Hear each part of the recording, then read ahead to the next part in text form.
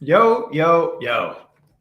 Welcome. Go fund yourself. It is FU Friday. And today we're late. So I say FU to traffic, and I say FU to my computer needing to be restarted. And we're going to have a lot more FUs to say. But JD Gagnon here, my good friend Kiara. What's going on? Does this mean that for once I can make fun of you for tech issues? Is it like a Freaky Friday role reversal that we didn't know about? Well, it's not as much tech issues as I left myself plenty of time, I thought. But Miami traffic doesn't always cooperate. So here we are. Anyways, we're here. JD, what are we talking, I have what a are we lot talking of about? people to say FU to today. You know, Right. I've never been on the FU SBF train until now. Okay. I've always been like, well, let's see how it plays out. No, F that dude. Tired of this. And then that leads me into FU Canada because, well, you'll see. And then FU Matt Damon. I don't know what that's about, but that's on the newswire right now, and I'm mad about it. And it seems like people are saying FU to DeFi OGs with a lot of new security kind of components. And then I can't quite say FU to Binance today, but I am going to squint at them a lot and like get ready to say FU to Binance. All right, let's do it.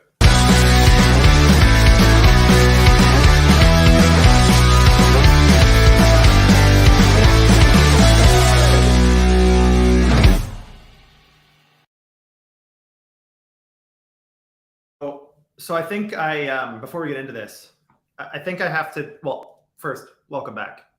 Friday, episode 33. It's Friday. Awesome. It's my favorite day. But I think I might have to grow a skullet because I can't grow hair here, but I think I might have to grow this like really long so that we can mosh pit and headbang to the. Oh, and then we can have our go find yourself party. It'll just be a metal party. Yeah, and it'll be old man in the front and super party in the back. Then it'll be perfect. Yeah. No, I love it. Anyways, all right, let's start. FU SBF. Oh, double click. Ooh. We're gonna be competing all day today. I can feel it.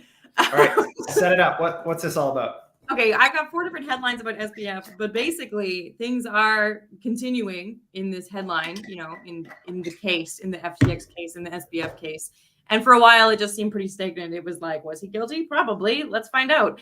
But now it's like, here are some additional charges. For example, why did you offer a $40 million bribe to Chinese officials? That seems like probably a bad choice. Why is your dad paying for all of your legal fees using the Almeida money? That seems like a bad choice. Does it not? Why is he only now, 3 days ago, banned from using online messengers? And how come they had to get his parents to agree to also not give him access to their phones? Like, it's just so much kerfuddle about this. Yeah. Right? Like, at what point are we going to just move forward and charge the person who did all the things as opposed to continue to hit our headlines with this and continue to draw FUD up? I've never been reserved about my distaste for SBF, even prior to all of this, to be honest. I've always had an issue with Alameda because of the way that they, the vulturistic, I don't know if I'm making up words. Like altruistic, vulturistic? Vulturistic. Anyways, like just what they did in all of these ecosystems with size, leverage, timing, very asymmetric advantages in many ways. They had visibility and access to the order books on FTX, and there's speculation that they also had access to order books on other platforms and stops and all of this stuff. So they know where the market is going and what their risk points are in a way that no one else does.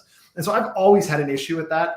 I just don't think that it serves the space well when there's asymmetry of power and influence and control, especially at the trading level, because that's what almost all securities regulation has been established for, is to avoid that shit where you're the unsuspecting retail investor that is getting, dumped on and dunked on by institutions. Anyways, so SBF, I'm not a fan. He was a really smart dude. Sure. Whatever. Yes, FTX as a company got up to a certain market cap and a lot of fanfare and whatever. And they did have, they did add some value to a certain extent, but I mean, this is crazy.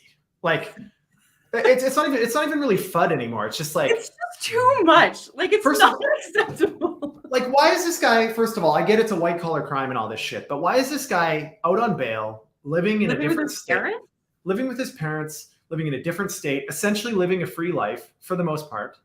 Not completely, but they can't use WhatsApp anymore, so don't say that. Yeah, but this is like insane. How is that even not a thing? Like, how is that not a thing immediately? Like, he was trying to reach out to former employees on Signal so that it was encrypted and disappeared, and like this is like. I was having breakfast with a guy this morning that is incredibly intelligent and super deeply connected in the space. But anyways, he said like the worst part about all of these kind of recent criminals in 2022 is they're not even good criminals. Like they're doing the dumbest shit that like to anybody looks ridiculous. Like if you're doing something like paying a bribe in excess of that amount of money, there's obviously something nefarious going on. Like no shit. Why would you possibly reach out to your old employees and tell them not to share information with law enforcement?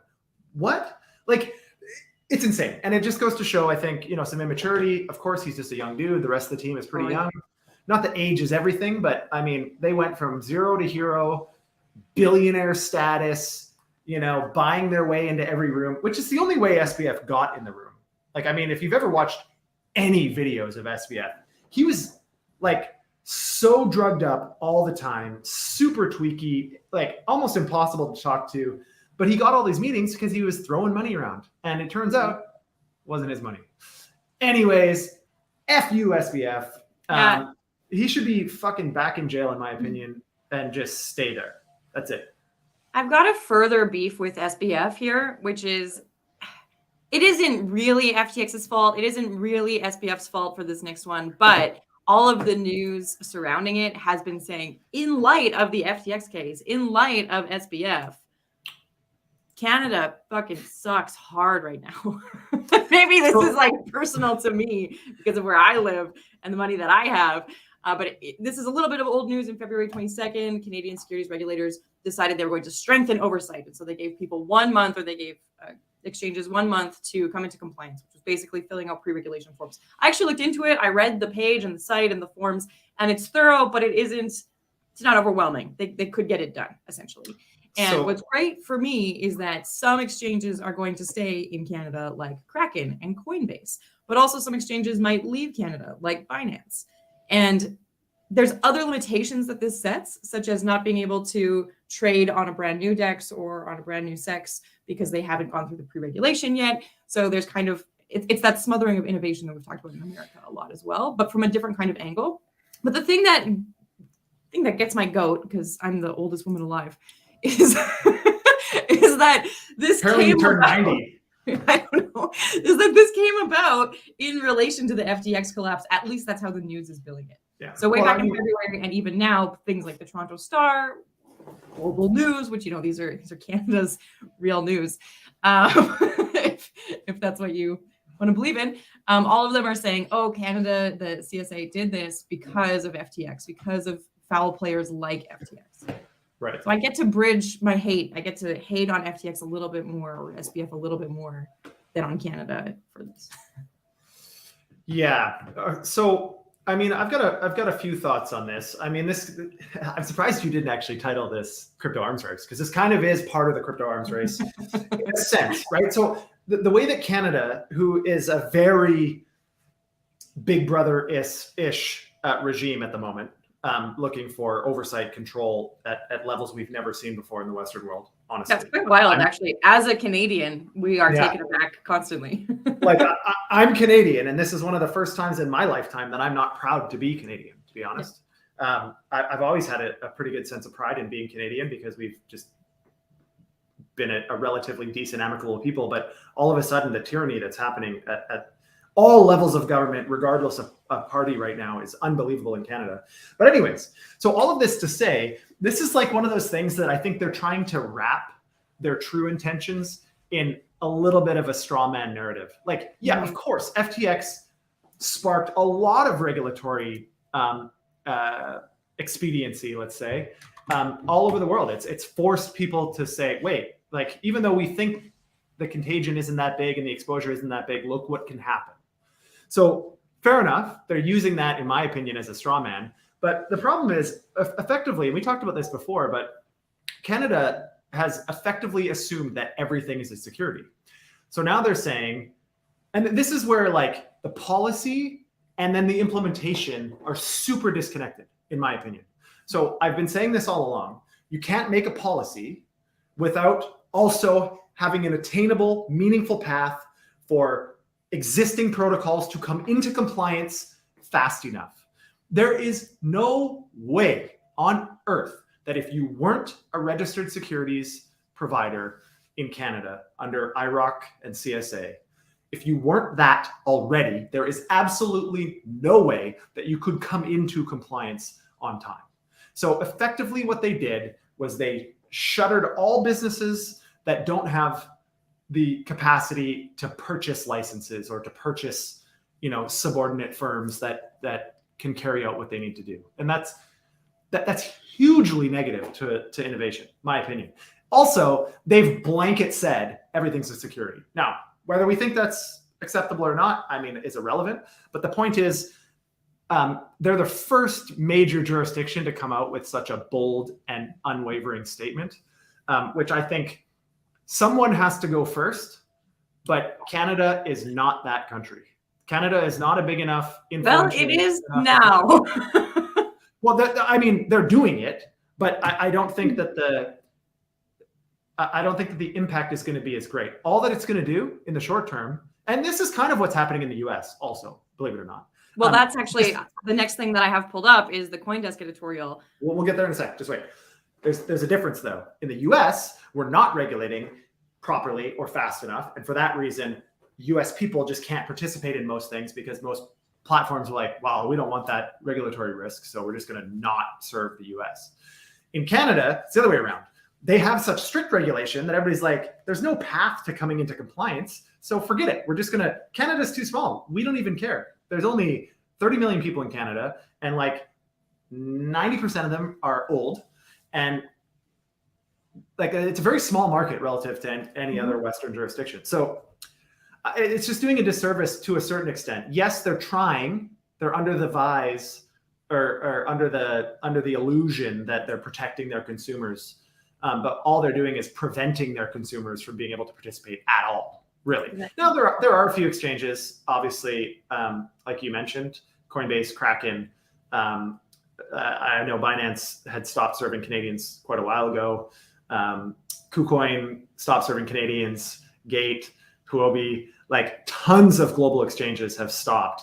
Again, because if you're not already deep in the regulatory world, it's near impossible to get those licenses in short order. Anyways. Well, Kraken even states that one of the only reasons they were able to meet the 1 month pre-regulation registration is that they've been operating in Canada for 10 years, were already registered with FinTrack, and have over 200 Canadian employees who know how to navigate the regulatory system. So if you're a smaller group than that, like, there's no hope. Like, that's cool if you're the largest crypto company in the world in Coinbase and, one of the larger exchanges in the world in Kraken and deep pockets and decades of existence. That's one thing. But are we king-making incumbents just because they're incumbents? Yes. And is that stifling innovation? Yes. It's unbelievable. And to this point, there's a lot of narrative right now that it looks like, and this is your next headline, so we'll transition, but that the US government is trying to kill crypto. And the perception versus reality, I think, are two, it's an important distinction here. I don't think that they're like blatantly and objectively trying to kill crypto. They haven't rolled the guillotine out? Not yet, I don't think. But I do think that they're trying to put their finger on it and have control over it. And often the pendulum swings a little too far before eventually, we find some sort of middle ground. And right now, I think we're just on that. We're swinging out to that side where there's like crazy stuff happening. And if you put it all together in aggregate, you're going, they haven't really done anything to support crypto. And it feels like everything that they're doing at the federal level in the United States is doing nothing but harming crypto. That seems a little suspect, the perception. And so anyways, my point here is that I say this all the time. Perception is reality in many cases. And maybe not reality, but it's what matters. It doesn't matter what you intended when you said something to someone. What really matters is how they received it. Now, you can go to sleep at night feeling really good about yourself, knowing that you never intended harm. But that other person, if they perceived harm or perceived offense, then that's what actually matters. Your relationship is dependent on that perception. And so anyways, right now, the divide between authorities and regulators and industry and retail in crypto is getting bigger and bigger and bigger and more filled with friction and animosity. And eventually, right now it's people are poking at regulators and regulators are poking at industry, but pretty soon it's going to become, I think we're only seeing the very, very, very beginning of this. I wanted to just say tip of the iceberg, so I wasn't the only one using outdated. I do say that. I do say that one all the time. I do want to comment on one other thing here before we move on, and this is just like a fun little marketing fact. So in Canada, like you said, about 30 million people. Alberta has just over 4 million people, and often really large organizations like Burger King or Shreddies, they'll actually do test marketing in Alberta because it is such a small, segregated population that if something goes horribly wrong, they don't have a lot of brand dilution and backlash. And if something goes really well, they can scale it out like with ease, essentially. And Alberta has quite a hodgepodge of immigrants and blue collar and white collar and so on and so forth. So it's always been this like kind of testing ground, I think, since the early 90s. Correct me if I'm wrong, but it's fairly representative of the population. One of the things that I think is really interesting here is when you say Canada shouldn't be setting these rules. Canada shouldn't be the leader here because we often make wrong decisions because we're a small country with not a lot of clout. On the other hand, we could be a great place if we wanted to foster that innovation. Canada could be the best place to launch new protocols, to launch new exchanges, to trial new things in the marketplace. But instead, we're just being bound and gagged and not able to participate at all. So when we think about it from an innovation and from a competition kind of standpoint, and from a Canada wants to be the leader in something technological and we always fall behind, I think we are missing out on a really big opportunity here to essentially attract new talent and attract a new marketplace, especially while there's the perception that America is shutting those people out. Because people want to participate in a North American economy. Right? Look at you with your silver linings here. No, I'm saying that we didn't do it, and fuck that. No, but just wait. I mean, we didn't do it as efficient, or Canada didn't do it as efficiently as possible, of course, which is always the case. But there is maybe a silver lining. There is maybe a saving grace here in that at least the rest of the world can see what it might look like under a securities-only regime, and we can hopefully, like I've been saying this about Australia. Cool, let them do some shit. If it fails, whatever. If it's successful, great. Then we have some actual data to back up some of the things that we want to do. But I don't know. I just think, I wasn't really framing it like a silver lining. I think it's a huge FU to Canada that they aren't capitalizing on that. And I know that our government is not supposed to exactly set us up to get rich, but if you are truly caring for your citizens, you would give them access to new innovations. It's like the antithesis of what blockchain and crypto is supposed to do, giving the average person access to all of these wonderful financial opportunities that in many cases have been gated from them before, and now all we're doing is gating them again. So what's the point?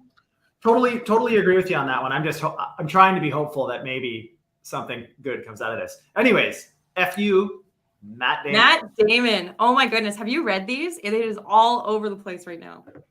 I picked the Gizmodo one to refer to, but if you just Google Matt Damon news, like you're gonna get it.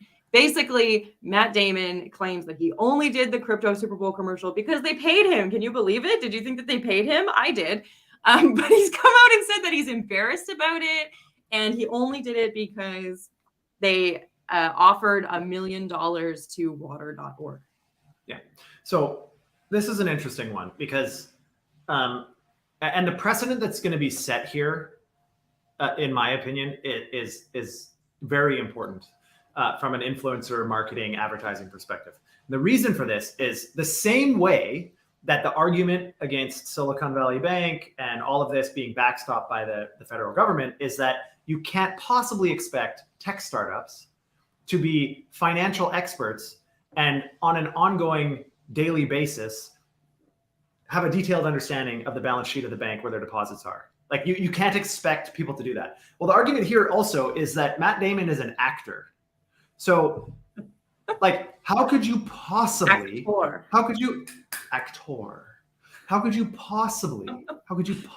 expect him to understand what crypto.com does, what any of these other entities do, and then his part potentially in some misrepresentation? That's the job of crypto.com, their legal team, to make sure that their ads and the script for the ad is compliant, legal, regulatory, acceptable from a regulatory perspective. Like, this is insane. If something negative comes of this, like meaningful something negative comes of this, I don't think there's going to be anything meaningful. It's just him saying he's embarrassed, which then again creates more FUD around us. So as we see bad regulation, we see bad actors, and then even Matt Damon doesn't like us, the guy who is in Team America. Like, what are we supposed to do? Yeah, don't be embarrassed about this commercial. Be embarrassed about Team America. So my FU to Matt Damon is slightly a little bit different than yours. Maybe you're saying FU for making excuses and bringing this back into the limelight. My reason for saying FU is, like, to me, this is just him trying to save face. And like, it's a very narcissistic approach here. This isn't him trying to like save consumers or do any of that other shit at all. He's just trying to say, now he's come out publicly before he's been charged with any SEC violations that I know of. He's trying to come out publicly and say, hey, it was just for the nonprofit donation. And he's probably trying to finagle, saying he personally wasn't paid, but rather the nonprofit was paid if he did this and that. Anyways, it's just unnecessary narrative. Yes. Like, shut up, Matt Damon. So, FU. Maybe on Fridays we'll do FU and Thursdays will be shut up. Because yesterday we had Gensler, we went to tell him to shut up too. It seems like a lot of people are saying FU to DeFi OGs, which is kind of interesting. We're talking a lot about KYC and how necessary that is and how anonymity is dead in DeFi. And I don't specifically agree or disagree, but I do think it's interesting that people who have not been participating in DeFi are saying, well, that isn't actually a really important part of decentralized finance. Anonymity isn't something we need to rely on in decentralized finance. And I know many individuals who feel otherwise. So it's kind of a slap in the face to DeFi OGs without actually talking to them in these articles and getting their opinions too, as opposed to just the regulatory standpoint.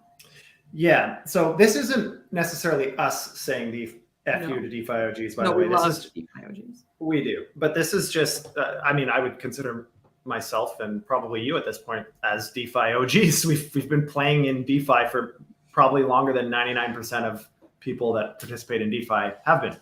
Anyways, my point is the problem, and where this becomes problematic going forward, is that without meaningful regulation, the people that are participating in DeFi right now are about capped out. It's about maxed out. Like, it's not like people don't know about crypto now. They chose not to participate because the perception of risk is way outsized for the perception of value. And so we all know that the risk isn't that bad the risk still sucks, but we do know that there's ways to mitigate and manage risk. But the average person doesn't know that. So the DeFi OGs are saying, yeah, it's fine. We can play in DeFi, but no one else is going to come and participate in a meaningful scaled way. So there is an FU to the DeFi OGs, but I think at the same time, the DeFi OGs have to say, hey, like, if their main goal is creating greater access to global finance, and if they have an incentive or intention to make money, you need a growing market.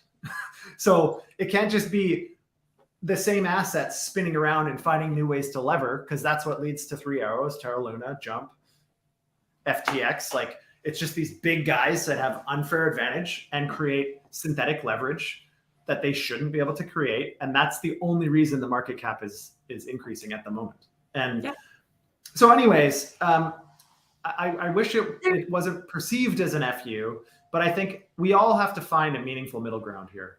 There's TradFi as it stands isn't going to be the future. DeFi as it stands permissionless DeFi, at least in the Western world, does not have a meaningful future. That there needs to be, like, we need to both be willing to move a little bit to find a middle ground that's acceptable to everybody. You and I talk about the new term being blockchain finance, essentially because it's vague enough to encapsulate everything and specific enough so that we know what we're talking about, as opposed to TradFi and DeFi. Yeah. But one of the things that I think is difficult here is we do need to cross that technology chasm if you're a fan of that particular line of sight.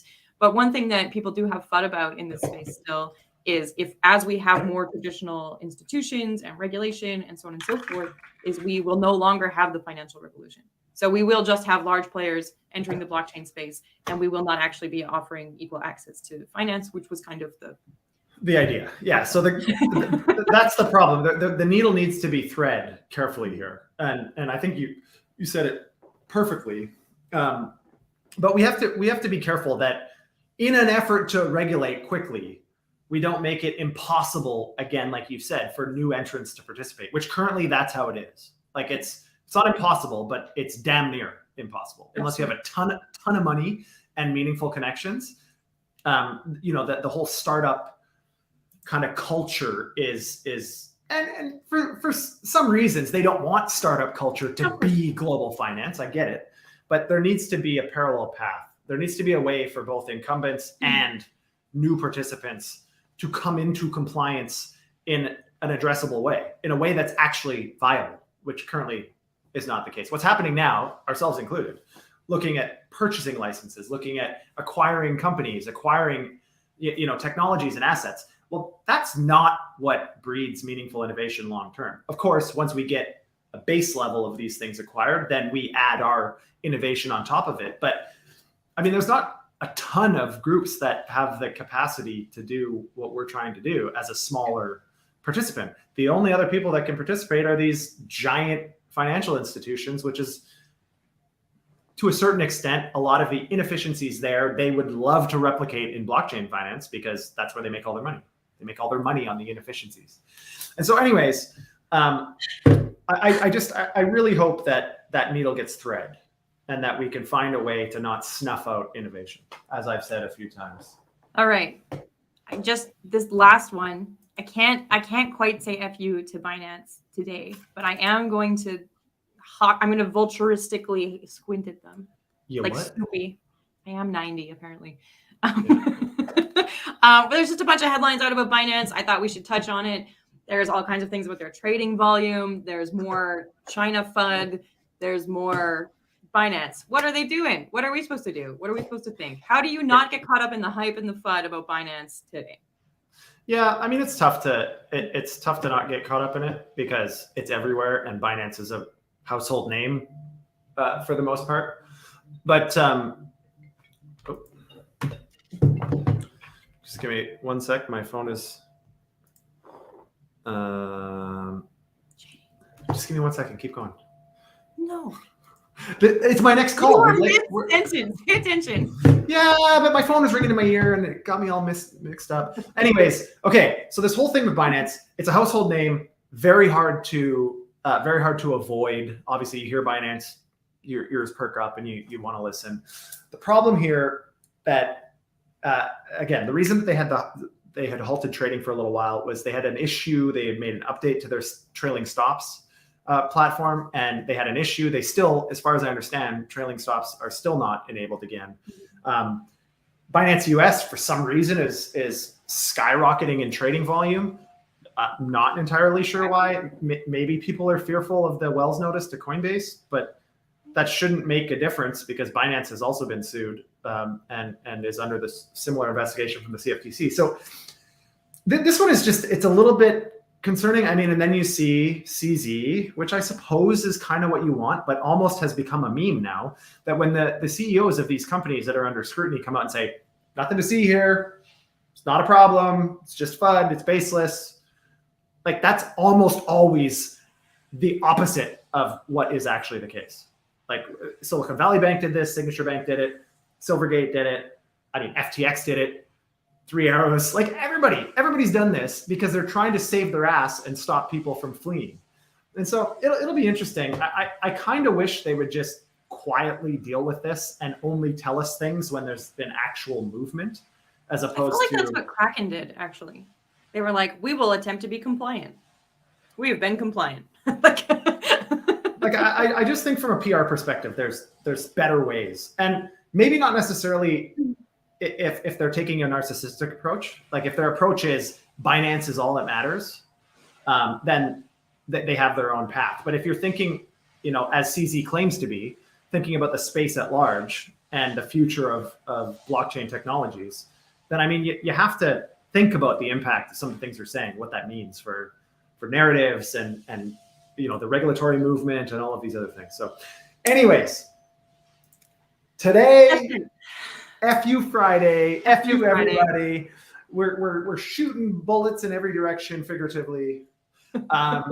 And go touch grass this weekend, and on Monday yeah. we will catch you up on the weekend news, because JD and I live on the internet. I don't think I exist in the real world anymore, but you can.